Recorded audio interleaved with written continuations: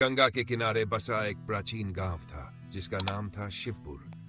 यह गांव अपने हजारों साल पुराने शिव मंदिर के लिए प्रसिद्ध था, जिसे लोग रहस्यमय महादेव मंदिर कहते थे। इस मंदिर की एक विचित्र बात थी, सूर्यास्त के बाद कोई भी यहाँ प्रवेश नहीं करता था। कहा जाता था कि जो भी इस नियम को तोड़ता वह कभी वापस नहीं लौटता, या फिर लौटता भी तो ऐसा कुछ देख चुका होता जिसे शब्दों में बयान करना असंभव था। गांव में कैलाश नाम का एक शिव भक्त था। उनकी भक्ति इतनी गहरी थी कि लोग उन्हें महादेव का पुत्र कहते थे। लेकिन कैलाश के मन में हमेशा एक सवाल रहता, रात के समय इस मंदिर में ऐसा क्या होता है जिसे सब छुपाते हैं। रहस्य की पहली झलक। एक दिन कैलाश ने ठान लिया कि वे इस रहस्य को जानकर ही रहेंगे। महाशिवरात्रि की रात जब पूरा गांव जागरण कर रहा था, कैलाश चुपचाप मंदिर के भीतर चले गए। वहां गहरा अंधकार था और वातावरण में गूंजते शिव मंत्रों की ध्वनि अजीब रहस्यमयी लग रही थी। अचानक घंटे अपने आप बजने लगे और पूरा मंदिर दिव्य रोशनी से जगमगा उठा। कैलाश ने आंखें खोली तो सामने एक तेजस्वी प्रकाश पुंज खड़ा था, एक दिव्य शक्ति जिसकी उपस्थिति मात्र से उनका शरीर कांप उठा। यह कोई और नहीं, स्वयं महादेव थे। महादेव का संदेश। महादेव का स्वर गंभीर था। कैलाश, तुमने यहां प्रवेश करने का साहस किया, लेकिन क्या तुम इस सत्य को सहन कर पाओगे? कैलाश ने सिर झुका लिया। भोलेनाथ, मैं आपकी सच्चाई जानना चाहता हूं, कृपया मुझ पर कृपा करें। महादेव मुस्कुराए और बोले, यह स्थान एक रहस्य है जिसे केवल सच्चे भक्त ही जान सकते हैं। उन्होंने कैलाश को अपनी तीसरी आंख के दर्शन कराए और कैलाश को एक अलग ही संसार दिखाई देने लगा, एक ऐसा लोक जहां शिव की अनंत लीला चल रही थी।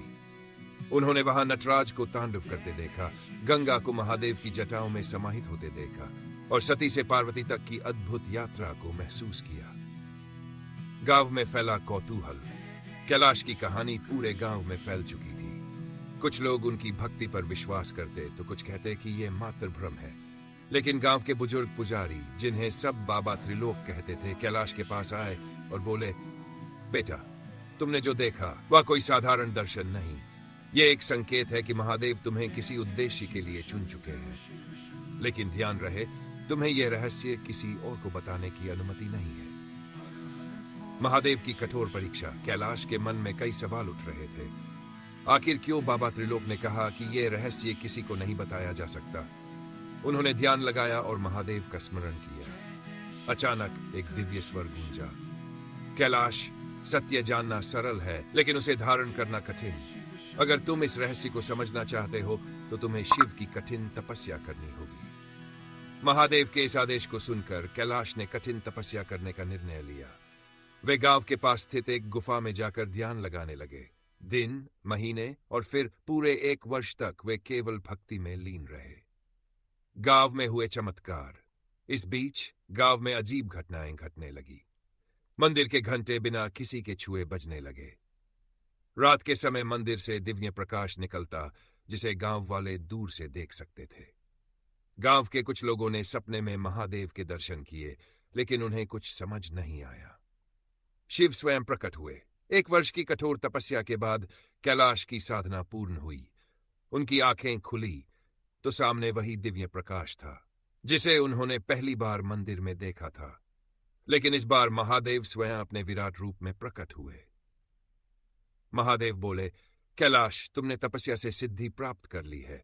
अब तुम संसार को मेरी भक्ति और ज्ञान का मार्ग दिखाने के लिए तैयार हो। कैलाश ने महादेव के चरणों में गिरकर कहा, भगवान, मैं इस रहस्य को समझना चाहता हूं। आखिर इस मंदिर की शक्ति क्या है? सबसे बड़ा रहस्य उजागर। महादेव मुस्कुराए और बोले, इस मंदिर में मेरी तीसरी आंख का तेज समाया हुआ है।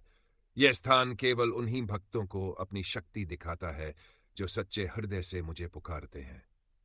कैलाश ने पूछा, लेकिन भगवान, यह शक्ति बाहर क्यों नहीं जाती?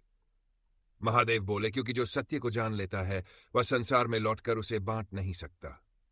सत्य एक अनुभूति है, शब्दों में नहीं बताया जा सकता। गांव का चमत्कार और कैलाश का नया रूप।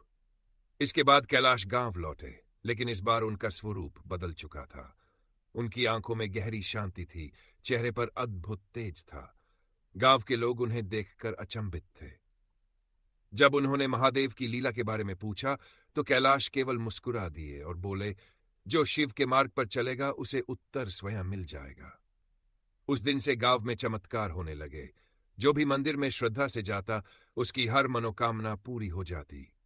शिवपुर के लोग पहले से अधिक धार्मिक और भक्ति में लीन हो गए।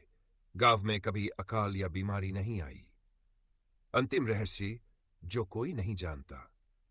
कहा जाता है कि जब कैलाश की मृत्यु हुई तो उनके शरीर का कोई अंश नहीं मिला। कुछ लोग कहते हैं कि वे स्वयं कैलाश पर्वत में समा गए और कुछ कहते हैं कि महादेव ने उन्हें अपने धाम बुला लिया। लेकिन एक बात तय थी, महादेव का यह रहस्यमयी मंदिर आज भी अपने अंदर वह शक्ति समेटे हुए है जिसे केवल सच्चे भक्त ही महसूस कर सकते हैं। हर हर महादेव।